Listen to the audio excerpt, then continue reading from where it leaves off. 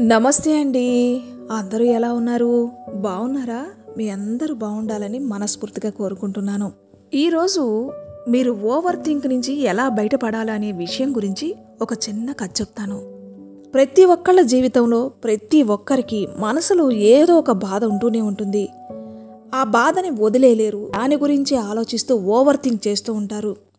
అది బంధంలైనా కావచ్చు, మరేదైనా కావచ్చు. ఆ బరువును మీరు ఎప్పుడైతే దించేస్తారో మీ మనసు చాలా తేలిగ్గా ఉంటుంది.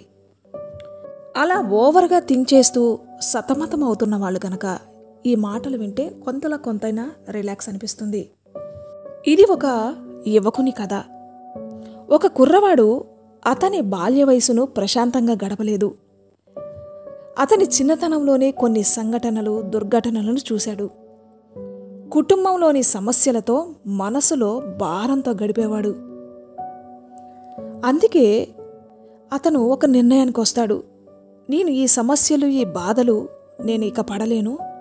నేను ఒక సాధువుగా మారి జీవితాన్ని గడుపుతాను. అక్కడైతే నాకు చాలా ప్రశాంతంగా ఉంటుంది అనుకొని ఒక మఠంలోకి వచ్చి చేరతాడు. కానీ అతనికి అక్కడ కూడా అతని మనసు సరిగ్గా ఉండదు. అనుకుంటాడు, ఇక్కడ కూడా రాజకీయాలు నడుస్తున్నాయి, ఇలా ఉంది, అలా ఉంది అని ప్రతి చిన్న విషయానికి అనుమానంతో అందరినీ చూస్తూ ఉండేవాడు.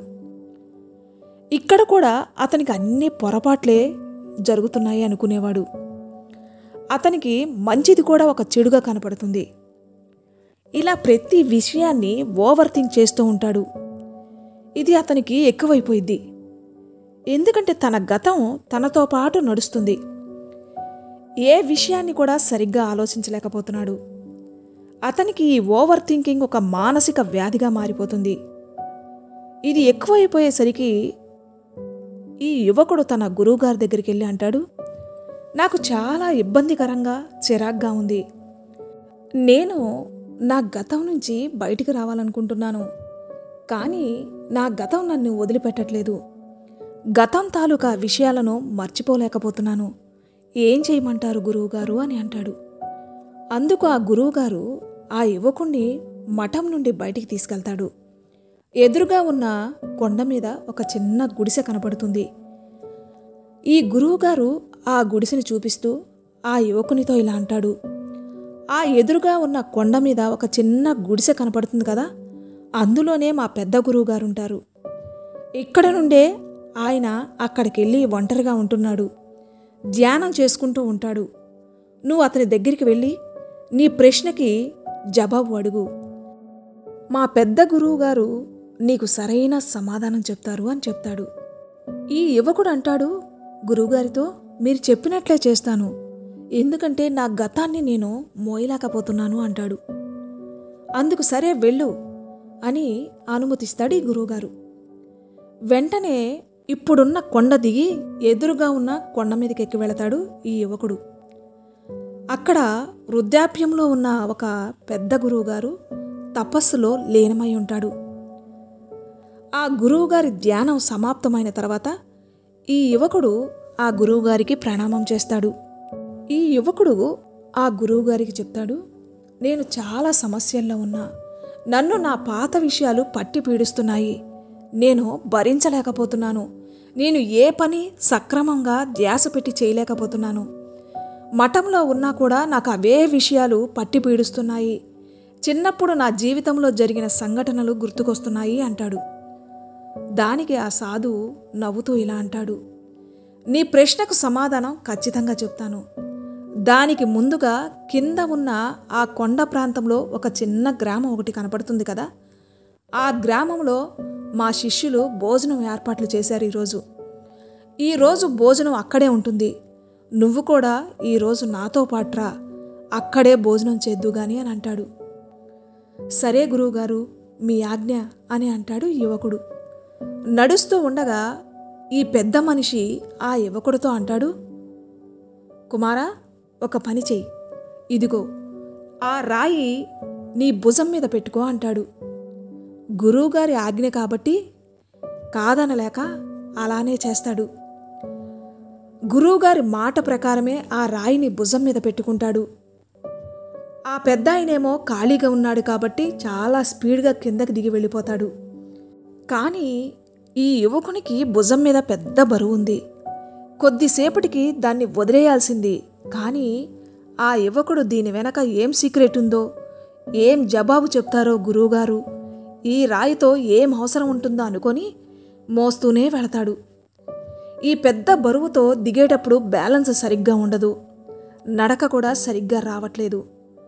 పడిపోతానేమో అనిపించినా, చెమటతో ఒళ్ళంతా తడిచిపోయినా, సగం కొండ దిగేసరికే నా పని అయిపోయిద్దేమో అని అనిపించినా, లోపల కోపం కూడా వచ్చినా విసిరేద్దామనుకొని లేదు లేదు ఎలాగైనా తీసుకెళ్ళాలి అనుకుంటాడు. తీసుకొని కిందకు దిగుతాడు. చివరికి ఎలాగైతేనే ఆ బరువుతోనే కిందకు దిగుతాడు. అక్కడ ఒక చెట్టు కింద కూర్చొని ఈ యువకుణ్ణి చూస్తూ ఆ గురువుగారు నవ్వుతూ ఉంటాడు. ఈ యువకుడు ఆ పెద్దాయనతో ఇలా అంటాడు, ఇంత పెద్ద రాయి ఇచ్చారు నాకు, నేను బరువైనా కూడా మోసాను, మీరు ఆ రహస్యం ఏంటో చెప్పండి అని అడుగుతాడు. ఎలా మర్చిపోవాలి నా గతాన్ని అని గురువుగారిని అడుగుతాడు. దానికి గురువుగారు అడుగుతాడు, నీ ప్రయాణం ఎలా ఉంది అని అడుగుతాడు. అందుకు ఆ యువకుడు ఏం చెప్పమంటారు గురువుగారు, నన్ను బాగా కష్టపెట్టారు, ఇంత లావుపాటి రాయి నాతో మోయించారు, ఇలాంటి రాళ్ళు ఇక్కడ కూడా ఉన్నాయి కదా, ఎందుకు మోయించారు నాతో ఆ కొండ మీద నుంచి కింద వరకు అని అడుగుతాడు. అందుకు ఆ పెద్దాయన అంటాడు, నువ్వు మోయలేనప్పుడు అక్కడే వదిలి పడేయాల్సింది కదా, ఇంత దూరం ఎందుకు తీసుకొచ్చావు అని అంటాడు. వెంటనే యువకుడు అంటాడు, నాకు ఎక్కడ చెప్పారు మీకు వదిలిపారేయమని అని అంటాడు. గురువుగారు నవ్వుతూ అంటాడు, నిన్ను ఎత్తుకో అన్నాను కానీ ఎంతసేపు ఎత్తుకొని ఉండాలి ఆ రాయినని నేను చెప్పలేదు కదా, నువ్వు అంత పెద్ద రాయిని ఎత్తుకున్నప్పుడే నీకు బరువు అనిపిస్తే వదిలేయాల్సింది, కానీ నువ్వు దాన్ని తీసుకొని మోసుకొని ఇంత దూరం వచ్చావు, నీ ప్రయాణమంతా నొప్పితో బాధతోనే జరిగింది, ఇప్పుడు నువ్వు అంత పెద్ద బండరాయి పట్టుకొని ప్రయాణం చేశావు కదా, ఇదే జీవిత ప్రయాణం అంటే, ఈ బండరాయినే నీ దుఃఖము, నీ బరువు, నీ గతము, ఇదంతా భుజం మీద వేసుకొని వెళుతూ ఉన్నావు. చాలా సులువైన పద్ధతి, నువ్వు మోయలేనప్పుడు విడిచిపెట్టేయడమే, వాటిని కింద పడేయగానే వెంటనే నీ ముఖంలో నవ్వొస్తుంది, గడిచిపోయిన దాన్ని మర్చిపోతావు, దాన్ని నువ్వు నీతో తీసుకొని మోసుకొని నడుస్తూ ఉంటావో జీవితం మొత్తం పెయిన్ఫుల్గానే అవుతుంది, జీవితం అంతా దుఃఖం నీతోనే ఉంటుంది. మీరు కూడా మీ దుఃఖాన్ని మర్చిపోవాలనుకుంటే, గతాన్ని మర్చిపోవాలనుకుంటే, మీరు మోస్తున్న గతము అనే ఆ బండరాయిని కింద పడేయండి. ఇది చాలా సింపుల్. ఓవర్ థింకింగ్ నుంచి బయటపడటానికి మీకు కొన్ని చిట్కాలు చెప్తాను. మొదటిగా సమస్యను పరిష్కరించుకోవడానికే దృష్టి పెట్టండి. మీరు ఒక విషయం గురించి ఎక్కువగా ఆలోచిస్తున్నట్లయితే దాన్ని పరిష్కరించడానికి చర్యలు తీసుకోవడానికి ప్రయత్నించండి. ఒక ప్రణాళికను రూపొందించుకోండి, చిన్నగా ప్రయత్నించండి. మీరు ఇలా చేయడం వలన మీ ఆందోళనను తగ్గించడంలో సహాయపడుతుంది. రెండవదిగా ఏం జరిగినా చూద్దాంలే అనే ధైర్యాన్ని అలవర్చుకోండి. ప్రతిదీ మీ నియంత్రణలో ఉండదని గుర్తుంచుకోండి. కొన్నిసార్లు ఏం జరిగినా ఎలా జరిగినా కాలానికి అనుగుణంగా స్పందించడమే ఉత్తమమని గుర్తుంచుకోండి. భవిష్యత్తును గురించి ఎక్కువ ఆందోళన చెందడం వలన ఒత్తిడి పెరుగుతుంది. మూడవదిగా తగినంత నిద్రపోవడం వలన మీ మానసిక స్థితి మరియు ఆలోచనలపై ప్రతికూల ప్రభావం చూపుతుంది. ప్రతి రాత్రి 7-8 గంటలు నిద్రపోవడానికి ప్రయత్నించండి. ఆరోగ్యకరమైన ఆహారం తీసుకోండి. మీ శరీరం మరియు మెదడు సరిగ్గా పనిచేయడానికి ఆరోగ్యకరమైన ఆహారం చాలా ముఖ్యం. సమతుల్య ఆహారం తీసుకోవడం మీ మానసిక స్థితిని మెరుగుపరచడంలో సహాయపడుతుందని గుర్తుంచుకోండి. నాలుగవదిగా క్రమం తప్పకుండా వ్యాయామం చేయండి. వ్యాయామం ఒత్తిడిని తగ్గించడానికి మరియు మీ మానసిక స్థితిని మెరుగుపరచడానికి ఒక గొప్ప మార్గం. వారానికి చాలా రోజులు కనీసం 30 నిమిషాలు వ్యాయామం చేయడానికి ప్రయత్నించండి. ఐదవదిగా మీకు నచ్చిన పనులు చేయండి. మీకు ఆనందం కలిగించే మరియు మిమ్మల్ని రిలాక్స్ చేసే పనుల కోసం సమయం కేటాయించండి. ఇది ఒక హాబీ కావచ్చు, స్నేహితులతో సమయం గడపడం కావచ్చు, ప్రకృతిలో గడపడం కావచ్చు. ఆరవదిగా సోషల్ మీడియా మరియు నిరంతర సమాచార ప్రవాహం మిమ్మల్ని ఎక్కువగా ఆలోచించేలా చేయొచ్చు. క్రమం తప్పకుండా డిజిటల్ డీటాక్స్ చేయడానికి ప్రయత్నించండి. అంటే ఎలక్ట్రిక్ పరికరాలను ఉపయోగించకుండా కొంత సమయం గడపడం అన్నమాట. ఏడవదిగా క్షమాపణ నేర్చుకోండి. గతంలో జరిగిన విషయాల గురించి పదే పదే ఆలోచించడం వల్ల బాధ కలుగుతుంది. మిమ్మల్ని లేదా ఇతరులను క్షమించడం నేర్చుకోండి. ముందుకు సాగడానికి సహాయపడుతుంది. 8వదిగా మిమ్మల్ని మీరు క్షమించుకోవడం నేర్చుకోండి. తప్పులు చేయడం అనేది మానవ సహజమని, ఏది ఎవరూ పరిపూర్ణంగా ఉండరు అని గుర్తుంచుకోండి. మీ గురించి మీరు కఠినంగా ఉండడం మానేయండి. 9వదిగా చిన్న చిన్న విజయాలను జరుపుకోండి. మీరు ఒక లక్ష్యం సాధించినప్పుడు కూడా దాని గురించి చిన్న పార్టీ చేసుకోండి. ఇది మీ విశ్వాసాన్ని పెంచుతుంది మరియు సానుకూలంగా ఉండడానికి సహాయపడుతుందని గుర్తుంచుకోండి. విన్నారు కదా, ఈ టిప్స్ మీకు చాలా ఉపయోగకరంగా ఉంటాయని అనుకుంటున్నాను. ఇక నుంచి ఓవర్ థింక్ చేయడం మానేయండి. ఏది మన చేతుల్లో ఉండదు. ఎలా జరగాలో అలాగే జరుగుతుంది. ఉన్న జీవితాన్ని ఓవర్ థింక్ చేస్తూ పాడు చేసుకోకండి. ఈ జీవితం దేవుడిచ్చిన వరం.